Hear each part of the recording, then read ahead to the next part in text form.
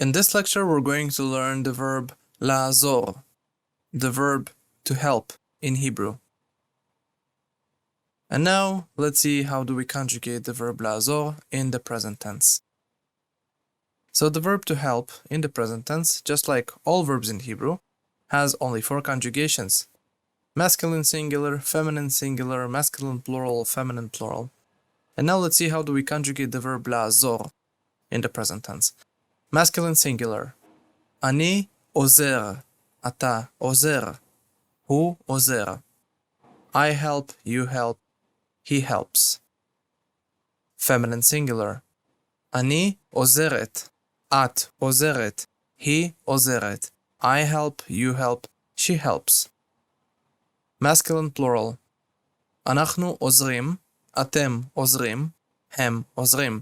We help, you guys help, they help. Feminine plural. אנחנו עוזרות, אתן עוזרות, הן עוזרות.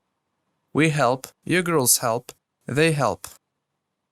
עוזר, עוזרת, עוזרים, עוזרות.